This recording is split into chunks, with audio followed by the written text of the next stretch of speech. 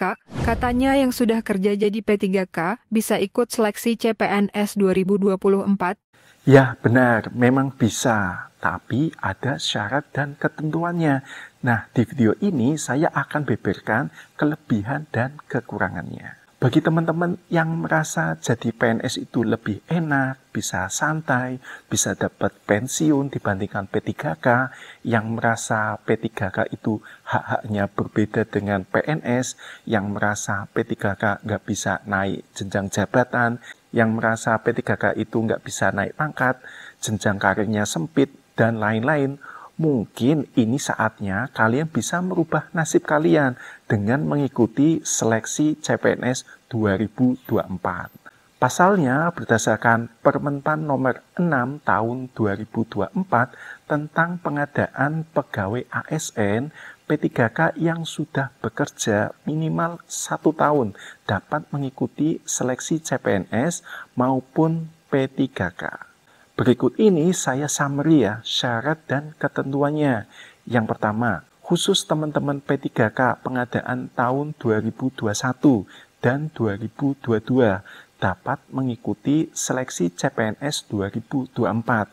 Sementara bagi teman-teman P3K pengadaan tahun 2023 kemarin belum dapat mengikuti seleksi CPNS ya, karena belum ada 1 tahun kontrak kerja.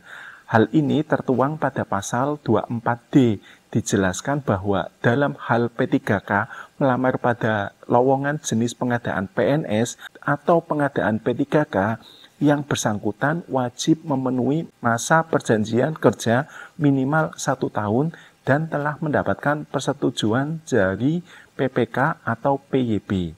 Yang kedua, wajib mendapatkan persetujuan dari PPK atau pejabat pembina kepegawaian atau PYB, pejabat yang berwenang.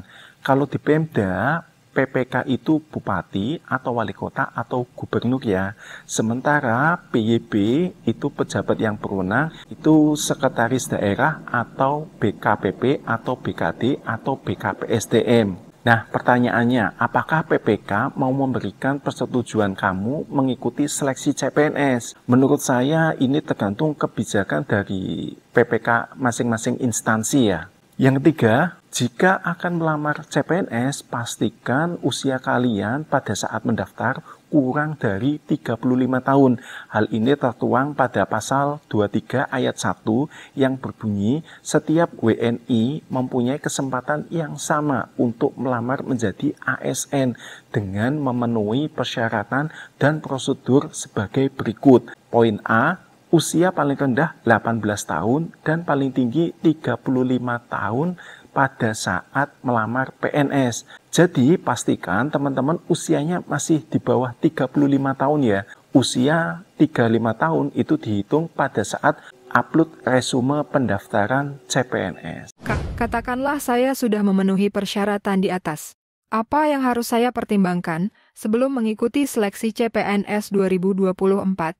Berikut ini hal-hal yang perlu kamu perhatikan sebelum mengikuti seleksi CPNS 2024. Yang pertama, kuota formasi CPNS pasti sangat terbatas ya.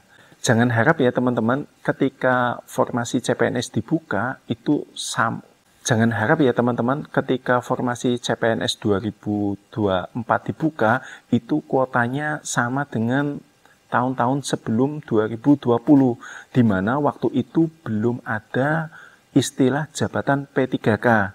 Ada jabatan-jabatan yang hanya dapat diisi P3K saja, ada juga jabatan yang hanya dapat diisi formasi CPNS saja, dan ada juga jabatan yang bisa diisi baik CPNS maupun P3K. Kemudian perlu kamu ketahui ya, jika ingin mendaftar CPNS di Pemda, sebagian besar anggaran belanja pegawai di Pemda itu sudah melebihi pagu anggaran 30%. Artinya apa? Formasi yang akan dibuka itu tentunya akan jauh lebih sedikit. Apalagi di tahun-tahun sebelumnya, Pemda tersebut sudah banyak membuka pengadaan CPNS maupun P3K. Yang kedua, persaingan yang sangat ketat ya. Bagi kamu yang sekarang sudah jadi P3K dan ingin mencoba seleksi CPNS 2024, tentu usia kalian sudah tidak muda lagi kan.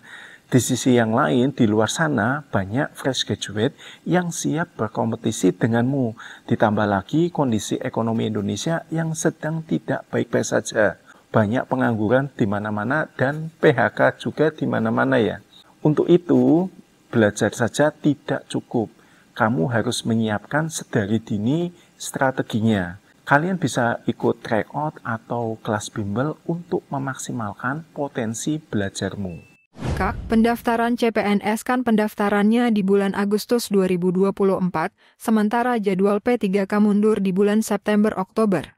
Berarti kan pelaksanaan tesnya tidak akan serentak antara CPNS dan P3K. Nah, yang ditanyakan apakah bisa kita daftar CPNS, kemudian kita daftar lagi P3K? Baik, sebenarnya secara teknis bisa aja ya dilakukan karena jadwal pelaksananya memang tidak bersamaan antara jadwal CPNS dan jadwal P3K. Namun BKN tentunya sudah mengantisipasi hal ini ya. Perlu teman-teman ketahui secara regulasi memilih formasi CPNS dan P3K secara bersamaan memang tidak diperbolehkan. Hal ini tercantum dalam pasal 25 ayat 3, 4, dan 5 yang berbunyi sebagai berikut. Pelamar hanya dapat melamar pada satu jenis pengadaan ASN, yaitu PNS atau P3K pada tahun anggaran yang sama.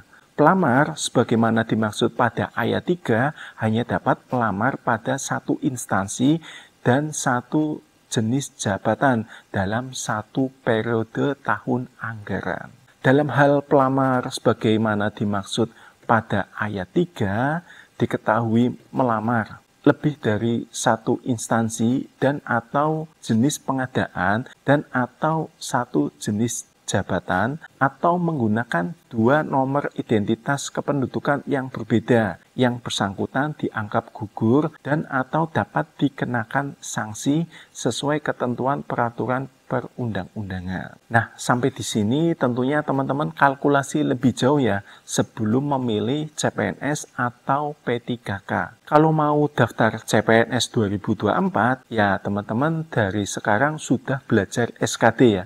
Minimal sudah pernah ikut tryout 1 kali sehingga teman-teman bisa mengukur sendiri sampai di mana level kemampuannya. Yang mau daftar P3K juga sama. Mulai dari sekarang minimal teman-teman sudah bertanya ke BKD atau BKPSDM atau Biro Kepegawaiannya terkait formasi apa saja yang akan dibuka nanti. Jangan sampai teman-teman sudah menanti-nanti formasi P3K, ternyata formasi yang teman-teman incar itu tidak dibuka. Nah, ini kan sayang ya.